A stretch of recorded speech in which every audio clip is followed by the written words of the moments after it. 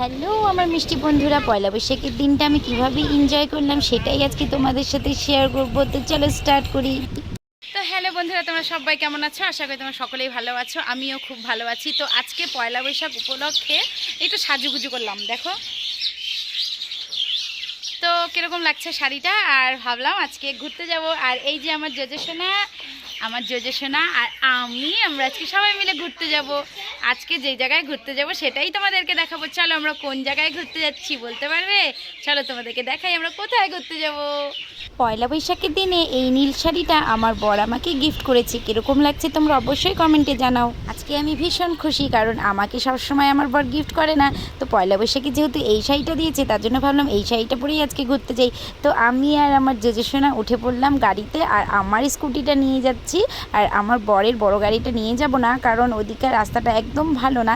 তো যার জন্য আমরা আমার ছোট্ট গাড়িটা নিয়ে নিলাম। যদি মাঝে কোনো প্রবলেম হয় তাহলে গাড়িটা আমিও চালাতে পারবো। এই রাস্তাটা দেখতে পাচ্ছ, এই রাস্তাটা কারা কারা চেনো বলো তো? এটা কিন্তু একদম আমাদের চেনা পরিচিত জায়গা। এটা হচ্ছে আমাদের বোদাগঞ্জ ভামরি দেবীর মন্দির। তো ফরেস্টের মাঝখান দিয়ে যাওয়ার মজাটাই কিন্তু আলাদা। যেহেতু আমরা সবসময় ফরেস্টের মাঝখান দিয়েই যাই, তাই ফরেস্টগুলো দেখতে ভীষণ ভালো লাগে।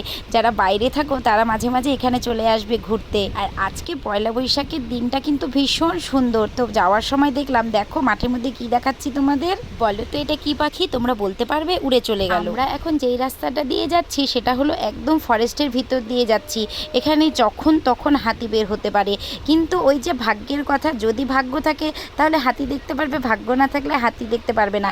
আর ভাগ্য থাকলে হাতির মুখেও পড়তে পারো। আমাদের যেই রাস্তাটা দিয়ে যাওয়ার কথা ছিল সেই রাস্তাটা একদম ভাঙা, যার জন্য আমাদের এই ফরেস্টের ভিতর দিয়ে যেতে হচ্ছে। আর পাশে দেখো, এটা কিন্তু তিস্তা নদীর ক্যানেল। এটা কোন ক্যানেল বলো তো?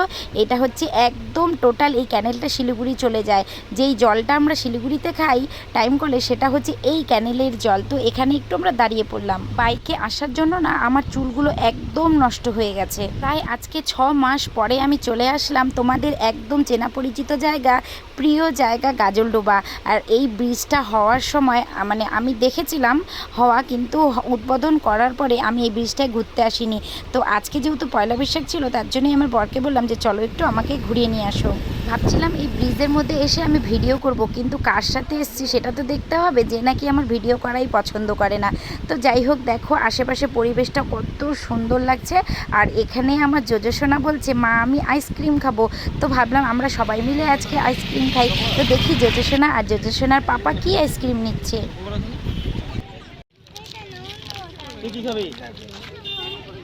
ওগুলো নিও না।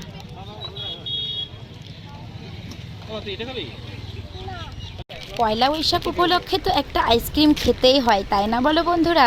তো আমিও একটা আইসক্রিম নিয়ে নিলাম। আর আমার ছোট্ট জেজেসোনা নিয়ে নিয়েছে একটা বড় দেখে কর্নেটো। তো যাই হোক, আমরা তিনজনে মিলে আজকে আইসক্রিম কিনে নিলাম। আর সবাই মিলে আমরা আজকে একটু আইসক্রিম খাওয়া দাওয়া করার পরে একটু ঘোরাফেরা করব। যারা যারা এখনও ঘুরতে আসেনি গাজলডোবা আর এই ব্রিজটা যারা এখনও দেখতে আসেনি, তারা তাড়াতাড়ি করে চলে আসো। আর তাড়াতাড়ি এসে তোমরা ভিডিও করে নাও। আই জেজো, তুমি কোথায় আসছো? তুমি কোথায় আসছো বলো তো? কোথায় আসছো? কোথায়? তার সাথে গাজলডোবার ভেতরে রয়েছে সুন্দর সুন্দর থাকার জায়গা। যদি তোমরা কেউ মনে করো যে এখানে আসবে আবার থাকবে, তাহলে কিন্তু তোমরা অবশ্যই এখানে চলে আসবে। দেখো কি সুন্দর লাগছে জায়গাটা।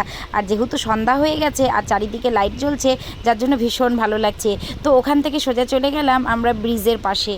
এই ব্রিজের পাশে কিন্তু অনেক ধরনের খাবার পাওয়া যায়, যেরকম বড় বড় গলদা চিংড়ি, বাটা মাছ, ছোট চিংড়ি মাছের চপ, তারপরে আছে আর একটু ছোটো মাছ। আর এখানে দেখো কি সুন্দর অ্যাকোরিয়ামে রাখা আছে রঙিন মাছ। গাজলডোবায় ঘুরতে আসবো অথচ চিংড়ির চপ খাবো না, সেটা কি কখনো হয়?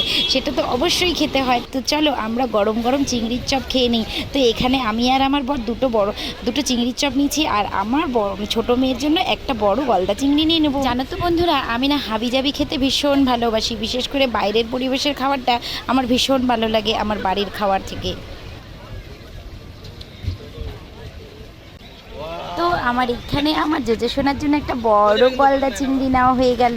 আর দেখে না আমার খুব খেতে ইচ্ছা করছে আর ভীষণ লোভ লাগছে। তো বন্ধুরা, আমার এই ছোট্ট ব্লগটি তোমাদের কীরকম লাগলো? যদি ভালো লেগে থাকে তাহলে অবশ্যই লাইক কমেন্ট শেয়ার করে দিবে আর আমাকে প্রচুর প্রচুর ভালোবাসা দেবে আর আমার পাশে থাকবে। তো আজকের জন্য ব্লগটা এখানেই শেষ করছি, টাটা।